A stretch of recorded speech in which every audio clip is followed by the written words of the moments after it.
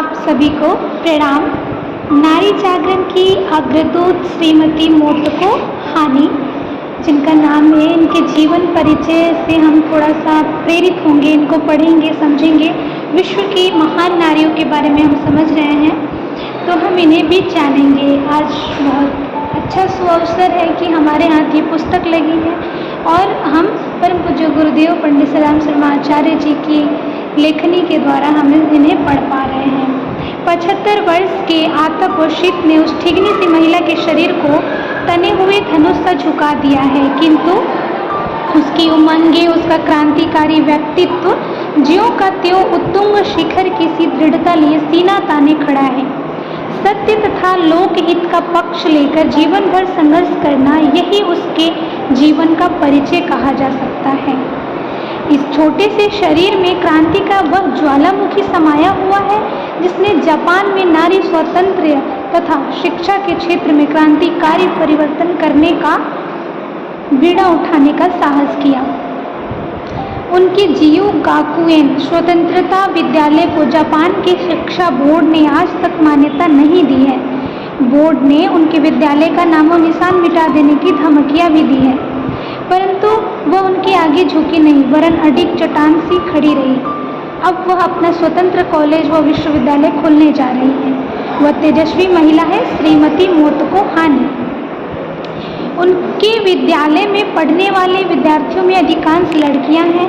ये विद्यार्थी यहाँ पुस्तकीय ज्ञान का परिधि में बंधे कूप मंडूक नहीं बनाए जाते, वरन उनमें अपने व्यक्तित्व के विकास की, भावी जीवन की समृद्धि तथा सार्थकता की पूरी सामर्थ्य विकसित की जाती है। यह जापान में अपने ढंग का अनोखा लोकप्रिय विद्यालय है। रूढ़ियों के मोटे मोटे रसों में जकड़े जापान में यह स्कूल राजनीतिक क्रांति से, विप्लव से कम अहमियत नहीं रखता। मोतको बचपन से ही व्यक्ति तथा समाज की प्रगति में बाधक रूढ़ियों से टकराने, उन्हें तोड़ने में एक अनोखा आत्मसुख पाती थी। यह दैवी प्रेरणा तथा सामर्थ्य उनके अंतःकरण की आवाज़ बनकर उन्हें महत्वपूर्ण कार्य करने के लिए विवश करती रही थी। मोतको का जन्म एक साधारण जापानी परिवार में हुआ था। उस समय जापान में महिलाओं की दशा बहुत दयनीय थी। वे हर क्षेत्र में पुरुष से नीची मानी जाती थी। उनका बुरी तरह शोषण किया जाता था। नारियों का क्षेत्र घर की चार दीवारी में सिमट कर रह गया था। सामाजिक क्षेत्र तो उनके लिए लगभग अवरुद्ध ही था। अपने गांव की वह प्रथम महिला थी जिसने टोक्यो देखा था। बचपन में वह रिक्शे पर बैठकर 14 दिन के लिए टोक्यो की यात्रा पर निकली थी। वह प्रथम बालिका थी जिसने प्राथमिक शिक्षा पूरी करके हाई स्कूल में प्रवेश लेने के लिए आवेदन पत्र प्रेषित किया था। हाई स्कूल के अध्यापकगण अकेली लड़की को प्रविष्ट होते देखकर आश्चर्यचकित रह गए थे। मैट्रिक पास करने के बाद वह एक पाठशाला में अध्यापिका बन गई। अध्यापिका बनकर ही वह संतुष्ट नहीं हो सकती थी। वह अपने देश की नारी में वह साहस उत्पन्न करना चाहती थी कि वह पुरुषों से अपना हक मांगे, समानता का स्थान प्राप्त करे। उसके लिए अध्यापिका बनकर रह जाना पर्याप्त नहीं था। वह ऐसे अवसर की खोज में रहने लगी जब उसके विचार देश की चोटी के समाचार पत्रों में प्रकाशित हों तथा कागज के वाहनों पर बैठकर वह घर घर जाए, प्रत्येक महिला के मन में सिकुड़े समेटे लजा कर बैठे आत्मविश्वास को जगाए। वह अपने विचारों के माध्यम से प्रत्येक पुरुष के हृदय द्वार को खटखटाए तथा उससे पूछे कि अर्धांगिनी को इस प्रकार पद दलित करके उसे कौन सा सुख मिल रहा है। वह अपने ही पांवों पर कुल्हाड़ी मारने की यह मूर्खता क्यों कर रहा है। वह नित्य अपने स्कूल पढ़ाने के लिए जाती तो एक समाचार पत्र के कार्यालय को देखकर उसकी श्वेत आंखों में आकांक्षाएं के लाल डोरे उभर आते। उनमें भावी जीवन के सुनहरे रेखाचित्र बनने लगते। यह कार्यालय जापान के प्रमुख समाचार पत्र होची का प्रधान कार्यालय था। उसके चलते हुए कदम कुछ क्षणों को वहां ठहर जाते। ऐसा लगता अभी भीतर में कोई दौड़कर उसे बुलाएगा तथा उससे इस पत्र की स्तंभ लेखिका बनने का अनुरोध करेगा। सचमुच एक दिन वह आमंत्रण उसे मिला, किंतु स्तंभ लेखिका बनने के लिए नहीं, ग्रुप रीडर बनने के लिए। अवसर मनुष्य के सामने हाथ फैलाए स्वागत करने नहीं आता, वरन मनुष्य को सजग होकर उछलती गेंद की तरह अवसर को लपक लेना पड़ता है। कितनी प्यारी सी लाइन है। हम सबको अपने जीवन में से साहस लेकर आगे बढ़ना चाहिए। आगे देखते हैं, जो गाफिल रहते हैं वे भाग्य का रोना रोते रहते हैं, किंतु दोष भाग्य का नहीं, उनका अपना होता है। वह गाफिल नहीं थी। समाचार पत्र में आवश्यकता की सूचना पढ़ते ही उसने आवेदन किया।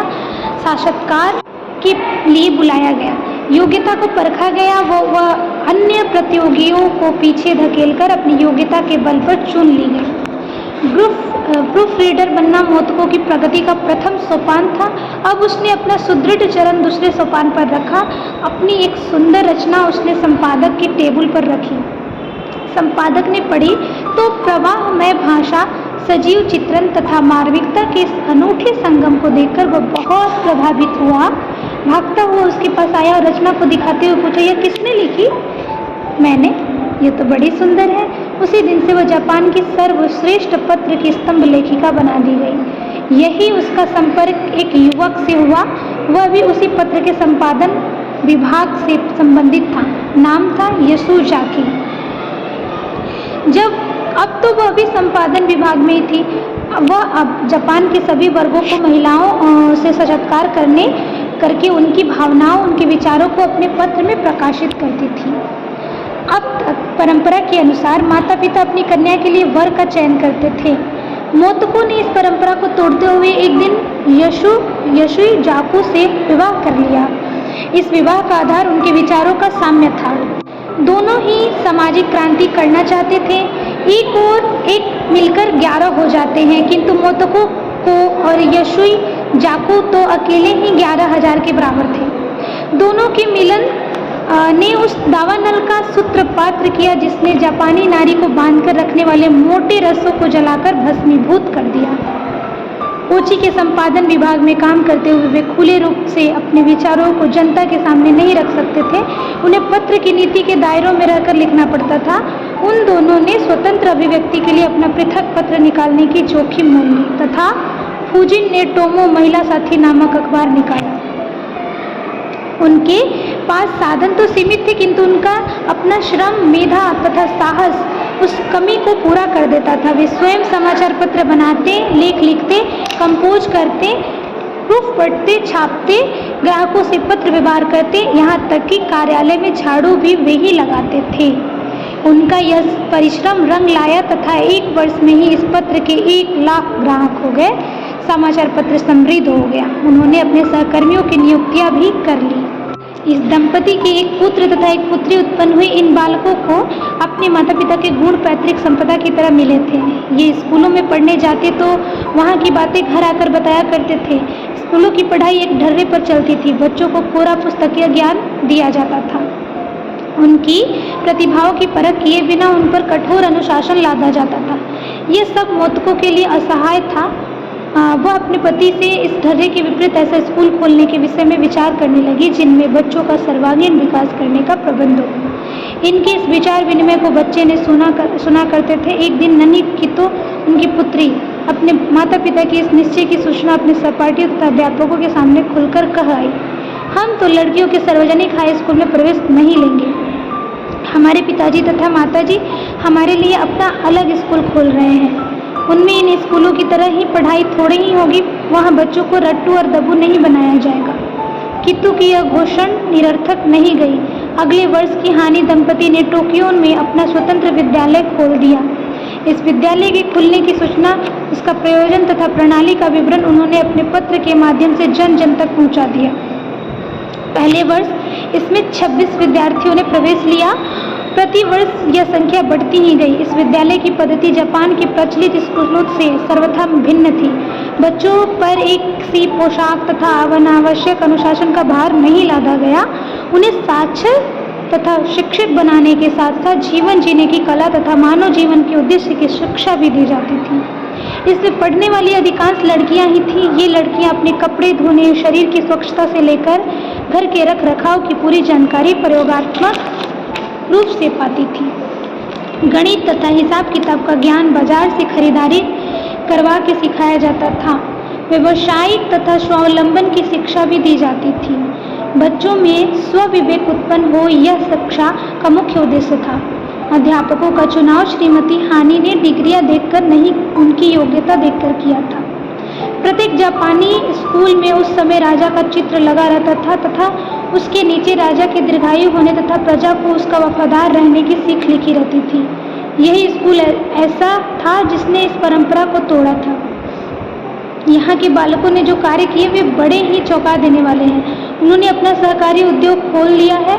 उसके लिए उन्होंने टोक्यो के सबसे बड़े थिएटर में हैमलेट नामक प्रसिद्ध नाटक का प्रदर्शन करके धन एकत्रित किया। इस क्रांतिकारी स्कूल को शिक्षा बोर्ड ने मान्यता देने से इनकार कर दिया। छात्रों के अभिभावक घबराए कि उनके बालकों का भविष्य अंधकारमय हो जाएगा, उन्हें आगे नौकरियों में स्थान नहीं मिलेगा। कुछ ने तो अपने बालकों को स्कूल से निकाल भी लिया, किंतु उस स्कूल के बच्चों की प्रगति को देखते हुए इसके छात्रों की संख्या बढ़ती ही गई। 1930 में यह संख्या 300 तक पहुंच गई और 1935 में इस विद्यालय ने टोक्यो में 25 एकड़ का खेत अपने विद्यार्थियों को प्रयोगात्मक कृषि सिखाने के लिए खरीदा। इस विद्यालय में पढ़ने वाले बच्चों को नौकरी की आवश्यकता ही नहीं रही। उन्होंने पढ़ते हुए ही स्वावलंबी बनकर अपना सहकारी औद्योगिक संस्थान बना लिया। यही नहीं, उन्होंने लोक शिक्षण का महत्वपूर्ण दायित्व भी निभाया। समय समय पर यह विद्यालय प्रदर्शनियां लगाकर जन शिक्षण करता, जिसके विषय होते अपने घर कैसे बनाओ, बच्चों को कैसे पालो, उनसे कैसा व्यवहार करो, आर्थिक स्थिति कैसे सुधारी जाए, देश की प्रगति में सहायक कैसे बने आदि। सन 1945 में इस विद्यालय में 170 एकड़ का अपना नया फॉर्म खरीदा। इस विद्यालय को अभूतपूर्व सफलता मिली है। यह वस्तुतः हानि दंपति की सफलता है। शिक्षा बोर्ड ने इसे मान्यता नहीं दी, वरन उसके अधिकारियों ने श्रीमती हानि को अपने स्कूल के नाम से स्वतंत्रता शब्द हटाने को विवश किया, पर उन्होंने मना करते हुए कहा कि इसे हटा देने से तो हमारा उद्देश्य ही समाप्त हो जाएगा। कितनी ही धमकियों के बावजूद वे उनके सामने झुकी नहीं। 75 वर्ष की आयु में भी वह अन्य जवान अध्यापकों से दोगुना काम करती है। उनके बच्चे भी अब उसी स्कूल में अध्यापक हैं। जापान के महिला समाज के उत्थान के लिए प्राणवान महिला ने जो काम किया है वह अनुपम है। हमारे देश में भी नारी उत्थान के लिए ऐसा ही साहस जुटाने की आवश्यकता है। आज की ये जो हानि के श्रीमती हानि मोटको हानि के बारे में हमने जो सुना समझा, कितनी महान आत्मविश्वास से ओतप्रोत हैं। और जब भी हमारे साथ कोई अनीति करे, हमारे साथ कोई गलत करे, तो हमें उसके विरुद्ध आवाज़ जरूर उठानी चाहिए और अच्छाई के लिए कोई कितना भी प्रताड़ित करे, पीछे कदम नहीं हटाना चाहिए। चाहे छोटे से छोटे मुद्दा हो, बड़े से बड़ा मुद्दा हो, हम छोटी छोटी चीज़ों पे ऐसे स्वतंत्र रूप से आगे बढ़ेंगे, तभी हम असल में स्वतंत्र हैं और तभी हमारा भारत देश राजगुरु बनेगा। तो हम नर नारी दोनों को मिलकर, हम युवाओं को मिलकर जीवन में इस सीख को जरूर लेना है कि देश सेवा, राष्ट्रहित इसी के अकॉर्डिंग, इसी तरीके से हो सकता है, ना कि सिर्फ अपनी आवश्यकताएं तक सीमित रह के हो सकता है। जीवन मिला है तो जीवन के उद्देश्य को पहचाने कि क्या हम लड़कियां सिर्फ सज संवर कर सिर्फ दूसरों के सामने अच्छा दिखने के लिए बने हैं, या फिर जीवन में कुछ ऐसा अपने सद्बुद्धि और अपने अंदर की क्षमता को पहचान कर कुछ ऐसा महान कार्य करें जिससे समाज के जो भी पीड़ा और परेशानियां हैं, पतन है, उसका निवारण हो सके। ये सोचिएगा और इस पर काम करने का रास्ता ज़रूर मिलेगा अगर हम सोचते हैं तो। सभी को प्रणाम, धन्यवाद।